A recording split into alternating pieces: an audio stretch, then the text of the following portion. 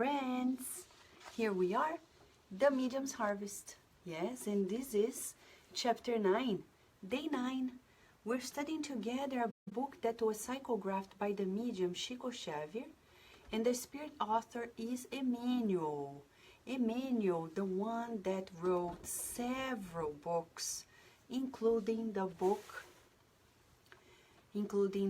novels 2,000 years ago, 50 years later, Hail Christ, and Renunciation, Paul and Stephen, and several other books by Xavier. But this one was written in 1960 and published in 1961 as a tribute to 100 years of the publishing of the Spiritist, the Medium's book. The Medium's book is composed of 32 chapters, of which 350 items educationally guide those who want to understand about mediumship or practice mediumship safely, effectively, productively.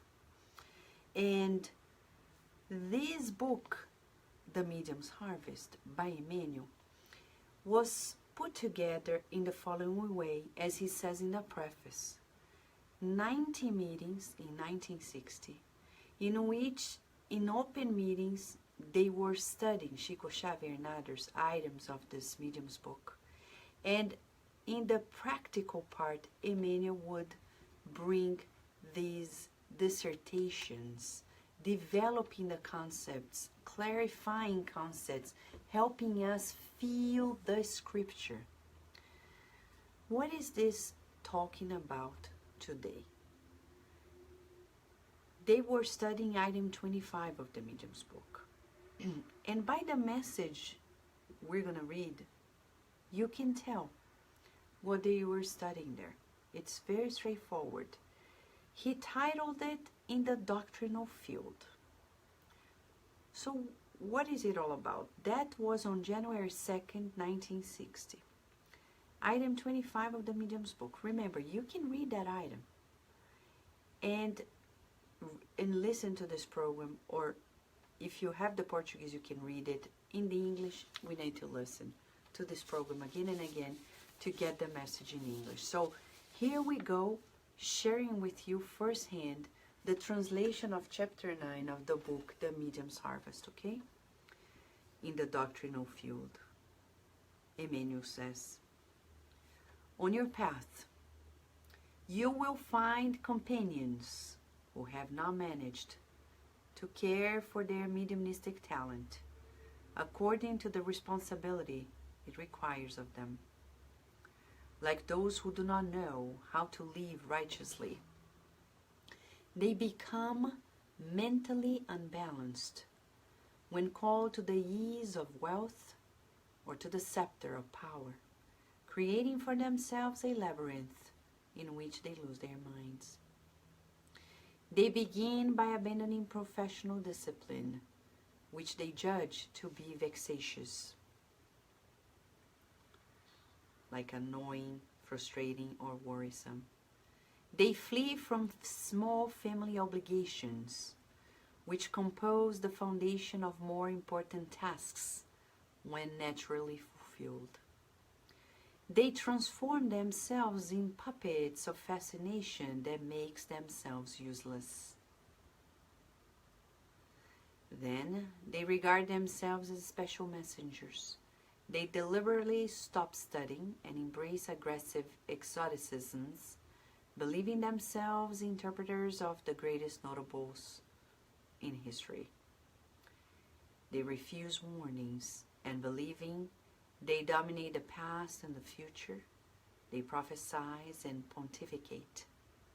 However, they fail to notice that while having exaggerated notions of themselves, they become fringe elements crystallized in long obsessive processes in which they attract unvigilant friends, fascinating them only to finally throw them in disillusionment.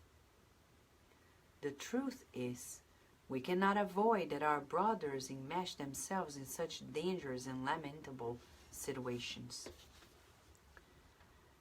While other religious circles have their impulses curbed by a strangling terrestrial authority, we find in the Spiritist doctrine the clear and spontaneous thoughts of a living faith, providing precious fields and harvests of free will.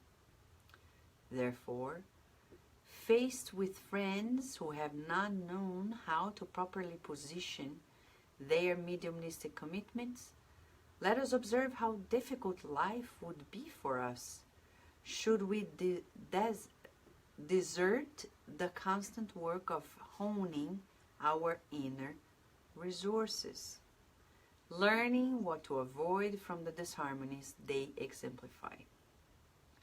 Let us then, if possible, help them with the gospel words, and in face of circumstances that compel us to be silent, let us remember that it is our duty to work evermore in the expansion of our principles, enlightening hearts and consciences, and let us move forward in the effort to improve everything, every day, with the certainty that according to Christ, each individual, today and always, wherever they are, will receive invariably according to their deeds.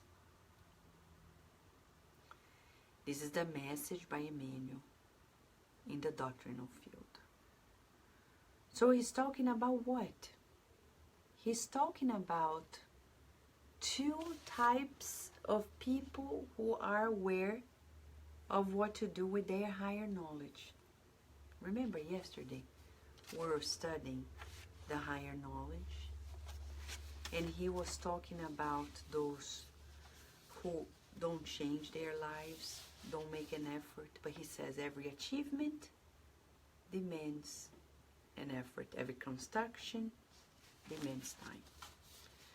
So he's talking about, as you can see, two parts here, one block, and then there is a pause, another block. Okay, he says here, so who are we here? You know, Emmanuel is not talking only about others, he's talking about us. In psychology, we've come to know that we know about ourselves when we are in relationship with people. Some people are like, oh, I would rather live on my own, it's much easier. But then you would not know who you are. Because we only know light because there is darkness. Constantly we can compare day because there is night. If you are in a place where there's only day, you don't know what night is. When we talk about, you know, good and evil, there are messages from the spirits that say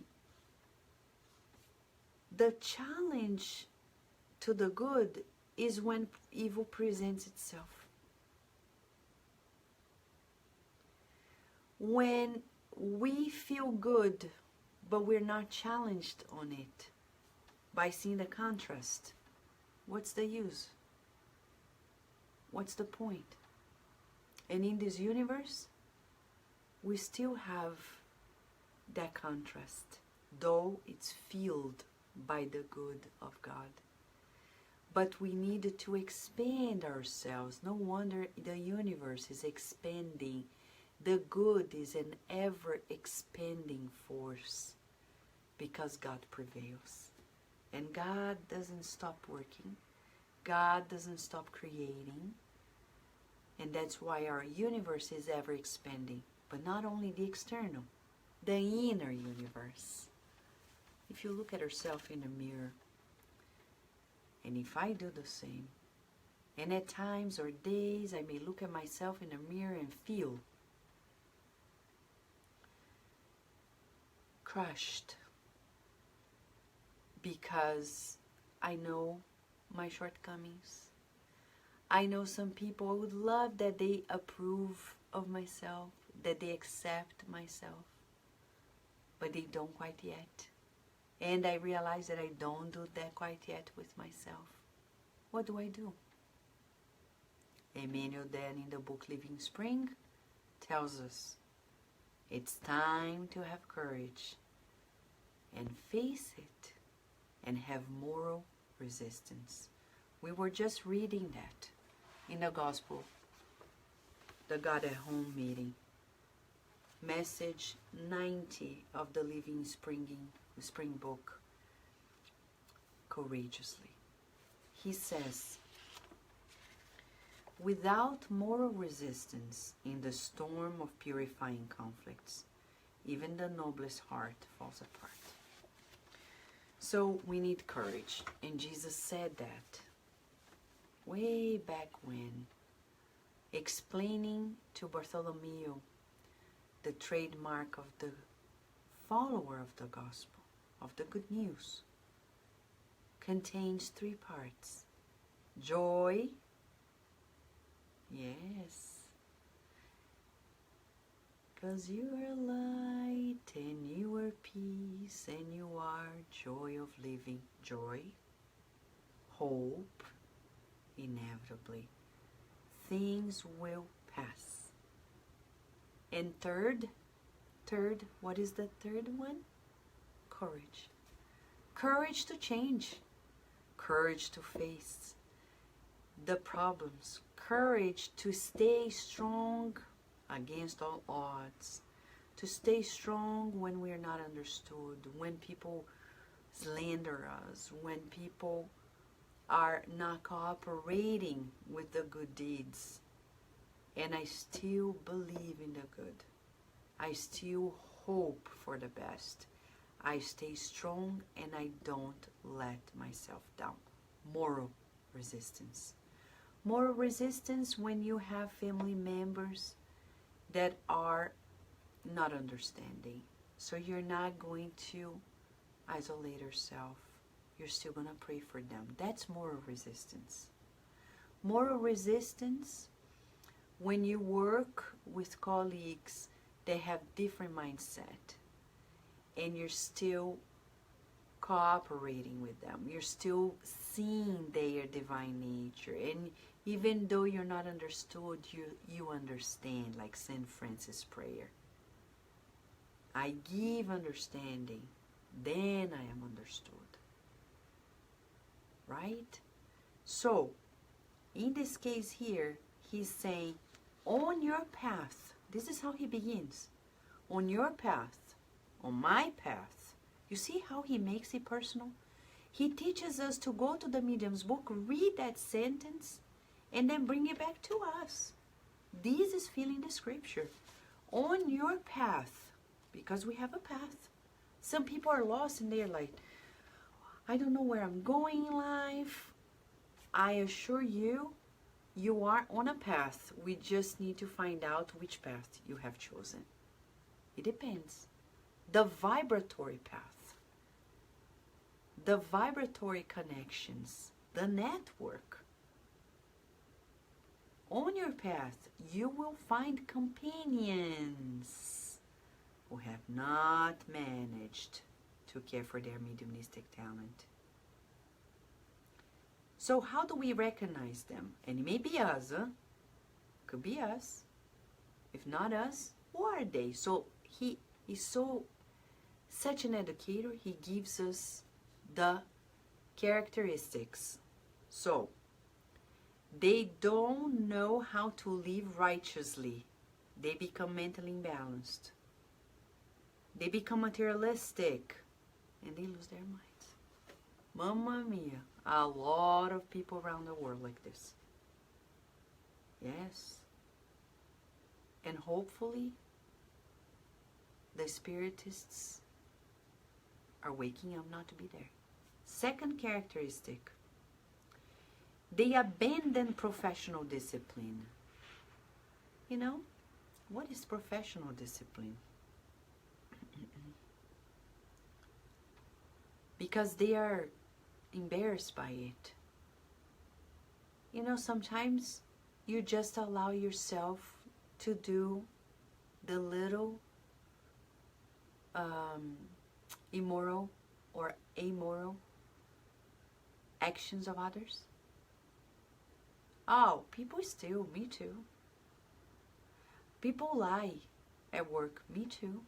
People gossip. If I don't gossip, I'm out of the gossip meal. I may lose my job. So that's what he's saying.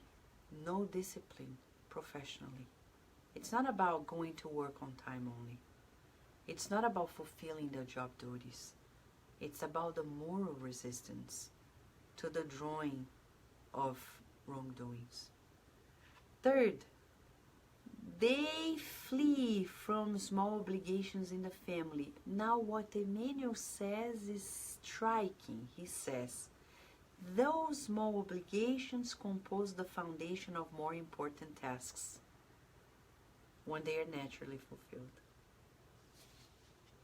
And nowadays, the value of being a parent has decreased. Even at work. Oh, you're a parent? If you are a man, it's good for you. But if you're a woman, I'm not so sure. You may not continue the job. You may not get a job. And you're not valued the same. And that's the reality of life on the earth. And people feel like, I have to work and my wife has to be home, and I don't feel like compelled to helping out because I'm bringing in the money and the small duties of the family, like what? Praying together, having a meal together. If you look at Jesus' life, those moments were sacred. They were sacred. Though he was not attached to his family,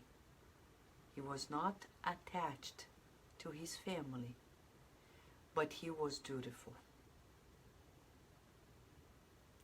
And he shows to us that having a meal together is all the more important.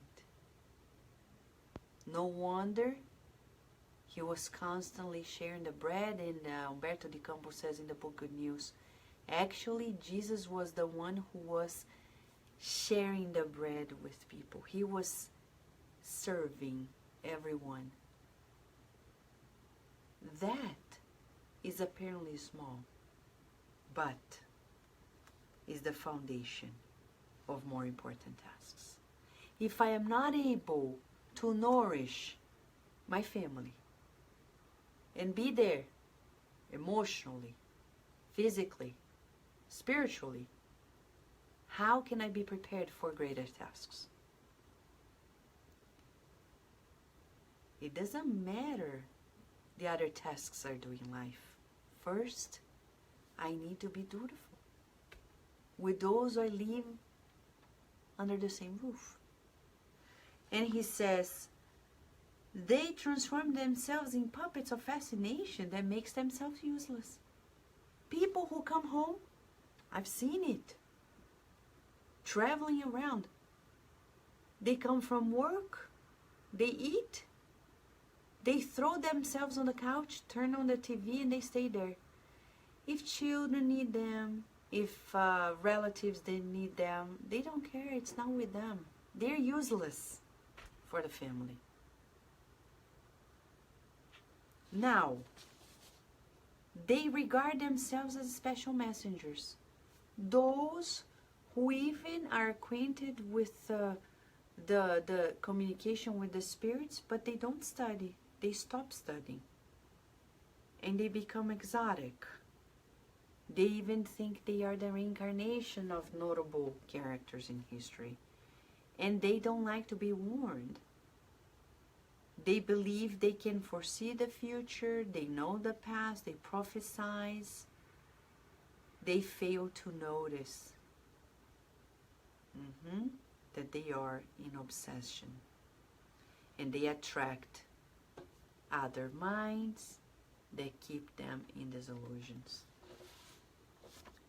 This is the scenario of people who do not want to continually educate themselves on their abilities. In this case, mediumship. They may be on our path. Hopefully not us, but if it's us, we need to watch out. So you may be asking, what do I do? And Emmanuel brings the consolation. The truth is, we cannot avoid that these brothers fall themselves in these dangerous and lamentable situations. We in Spiritism find the clear and spontaneous thoughts of a living faith providing precious fields of harvest and of free will. And this is important. I know we have family members, we have relatives, we have friends in our lives, and you see clear cut. They are going to that direction. And they think we're crazy because we're in this direction. And what do? They're free. First, Emmanuel is saying, we as spiritists, we respect their free will. Now let's go to the Spirit's book. Third part, the divine and moral laws, or moral laws. Last chapter. Last law. Law of justice, love, and charity. First question. What is the concept of justice according to the spirits? And they answer. Justice is to respect people's rights. That's why Jesus never shook up Judas. Judas, wake up. Don't you see? You're going to kill yourself if you go this route. He didn't say it. He warned. But free will? Free will. We are not just yet. You know when people say, that's not fair, but are we fair? We're not fair yet. Because we don't know what it is to respect people's rights. And there are people who are so fundamentalist in their spiritist, understanding, that they are fascinated, they are fanatical to the point that they crucify people in their free will, the choice of their free will. And they don't see further along the line. They don't. So, homework for us. Let's practice in the next 24 hours. It's the exercise of being more just or becoming just. Let us learn how to respect people's rights of being who they want to be. So if somebody is throwing the skin of a banana in the street tomorrow, instead of judging and saying, oh, look at that person, how nasty, we're going to look and say, well, they are free to choose to do that. It's not right, but we're not discussing right or wrong. We're just saying they have that choice. And God is allowing them to do that. It's not right or wrong, but we need to respect as God respects our free will. He gave us free will. As Jesus respected. Peter denied, and he didn't come crushing on him. John slept in the hardest hour for Jesus, and Jesus was not upset. See, you didn't pray enough, that's why I'm arrested. Look at you guys. You didn't join me. Isn't that how we are in our daily lives? So let us practice in the next 24 hours this spiritist concept of justice. Let us observe others and even ourselves. You take an apple to eat and you say, well, that's my choice. I could have chosen a banana. That's free will. Today I met a man who made himself homeless. Virginia and I were talking to him. He has diabetes. He already lost part of his leg. He lost part of his toes. And somebody sees him and gives him candy. And he starts eating candy. And I was gonna say something, Mentor Joseph said, Vanessa. If God allows him, stay cool. You're gonna be able, but don't repress. You don't know his emotional need. But I said, Joseph, he's killing himself when he's eating that candy. He does hemodialysis. Said, not yet. Meanwhile, as I was anguished, Virginia opened a bag of a toy that I gave to her. And that was so cute because she didn't say in words, but she picked up a toy and showed to him. To soothe his soul, to make him happy, because he was telling about his story. And then he started smiling. And then I was able to say, oh, but if you're going through this, did the doctor say you could eat candy? And then like a little boy, he said, no, I shouldn't, but it's hard not to. And then I entered that field of kindness, of Virginia's presence, and I said, Virginia, what about eating sweets? Is this good? And then she shook her head like this, and he started laughing, cracking up. Laughing. I said, you know, that's it. There are ways and ways of helping out, but without making people feel repressed in their choices. Even the bad choices. They need to be free to choose.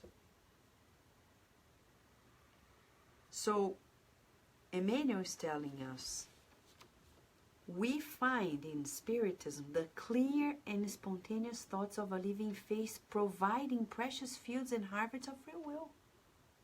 People free. Therefore, faced with friends who have not known how to properly position their mediumistic commitments, let us observe how difficult life would be for us should we desert the constant work of sharpening, making more perfect our inner resources, learning what to avoid from these harmonies they exemplify. So some people, they don't want to practice mediumship with Jesus. They don't want to perfect themselves. But when we look at them, we're like, thank you for showing to me and reinforcing what not to do, especially not to stop working. And Emmanuel, in another book, Living Spring, he says, chapter 9, courageously. I'm going to read this because it goes hand in hand. Christians are not students that allow themselves undeserved rests. Resting should not be in our to-do list. Resting is a must, but it depends on work. Naturally, we'll find a pause, but you don't need to put in the to-do list. But we don't either need to be in the high pace of life. There's a cute story I've read to Virginia, Pete the cat. And there is a turtle. You know, Pete the cat has a bike. And the turtle has a car. I know, we always think of the turtle, they are so slow, but she has a turbinated car. So the turtle wants to race. And none of the friends do. And Pete says, I can race with you. Oh, but you're not going to go anywhere because you have a bike, I have a car.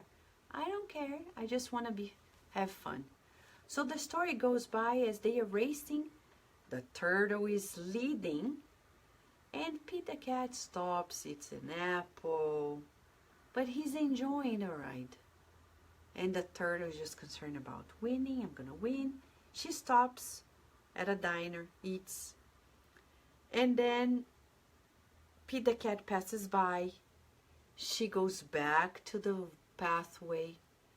And she sees that she's leading the turtle with the car, leading the race. She stops to drink lemonade and there's a hammock. She thinks, well, you know what? Pete is so far behind. I have time for a nap. When he passes by with his bike, she's sleeping in the hammock. And then when Pete is almost at the finish line, somebody comes and says, Turtle, wake up.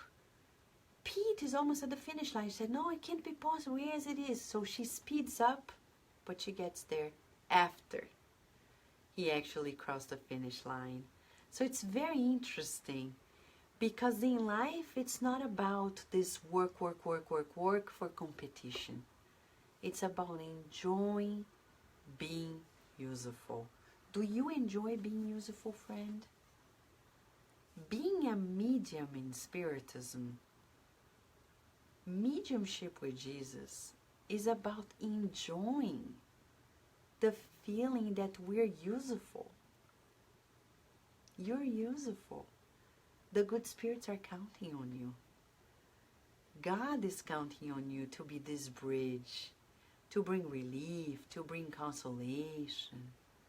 So, but we needed to refine our instrument, our mind, our way of feeling, edifying emotions. So reading, studying, dedicating ourselves to our daily duties, the duties of the heart, with the family, in our profession, with ourselves. Naturally, he says, we move forward in the effort to improve everything every day with the certainty that according to Christ, each individual today and always, wherever it is, will receive invariably according to its deeds. Isn't that fantastic? Let us move forward in the effort of improving everything every day, being useful. Yes. Go to your house, clean up. There is always declutter, give away, and always find a way to improve, to get better, and always ask God, God, how can I improve? Inside and out, inside and out, inside and out, every day, all the time. But like Pete the cat, enjoying the ride. There is no need, the goal is not to get to the finish line, but enjoy the ride, enjoy the ride. And we get there. Enjoy every day. Oh my gosh, I don't know what I'm going to do with Christmas. I haven't done my Christmas tree. I haven't put it up. I haven't bought the gifts. And then Christmas is over. And people are that tired, like, oh my gosh. This holiday season is so consuming. Of course, because we're not enjoying. And it's not about the whole thing. It's the simplicity of feeling Christmas. It's the simplicity of enjoying our connection with the spiritual realm. As Jesus said, if the birds in the sky are not concerned about what they're going to eat tomorrow, why should you? Yes, we should work, but not sleep, scratching our heads and say, oh my gosh, you don't have the money to pay the bills, but you're working hard, right? And it's not about saving, it just happened. Okay, pray. Remember, you have a guardian angel. You have loved ones. There are people who love you and they're smart about finances. Ask them to inspire you when you go to sleep so you can be, more insightful on how to achieve those needs. Good spirits love good students. Good students is all about being applied, being diligent, being dedicated, devoted, and that's what good mediums do. Good mediums, they are devoted, they are diligent, they enjoy being good instruments. They're not concerned about how and when and what to do. They just put themselves at service, instructing, always edifying emotions and understanding that others have their free will. They're not doing it, I better keep doing this and never stop. Never stop. So the homework for us is practice this concept of justice, feeling it, allowing people to be who they are. And we can even in our minds emit that vibration through an affirmation. If you see somebody doing something outrageous, think about this. You are free to make this choice. May God bless you. And may you be strong because there are consequences. Yes, we will receive according to our deeds. This is it, friends. Right, Adilis Paulo? How are you? Good to see you. Where are you in Brazil, Adilis? Oh, Rihanna is saying hi, Rihanna. It's hard when you see someone on a destructive road and all we can do is pray for them to be enlightened and better choice. I agree with you. It's super hard. Super hard. But prayer, as you know, and you've said, is a good thing to give us strength and say, no, I need to respect. I need to respect. They are children of God and God is allowing them to make this choice. Right, Rafael? Rafael Medeiros. We all know that God established the justice and the laws and He's the only one that can revocate His laws. Do you know if in any time in the earth God revocated any of His laws? You're right. You're so right. Right, Liva Moraes? Let the person go and pick up the banana skip from the ground. You're right. Rudy, you're here with us. Teresa Castro. There you go. Compost the banana peel.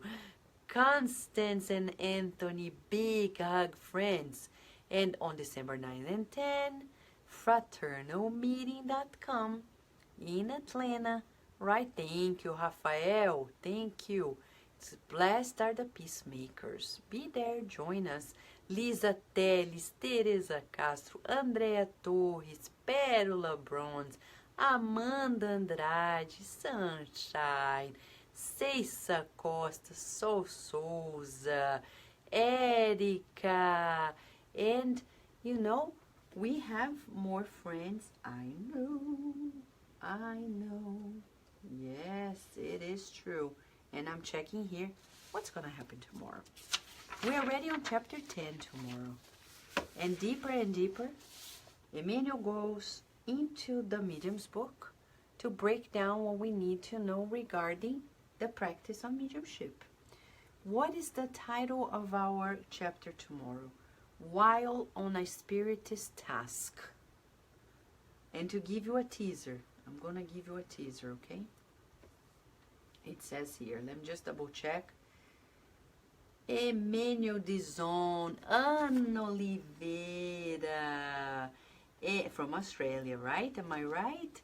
Andrea Nuss, Victoria Baker. I got your email, Victoria. I'm replying to you. Paloma is here with us. Marcelo Martins. Friends, tomorrow, it's about item 30 of the Medium's book. While on a spiritist task, and as a teaser, be not absent-minded as to the guidance common to us all, since the true spiritist, when faced with evil, is invariably called to respond with good deeds. We cannot react. I mean, we can, but we should not. That's the difference. We can, but wisdom says otherwise. Shall we? See you soon, right, Teresa Castro? For those who are going to sleep, let's pray that we join forces in the learning with the good spirits in the beyond. If you're going to continue your day, may God bless your day. May you return with good deeds, and tomorrow, while on a spiritist task, we multiply the good works together.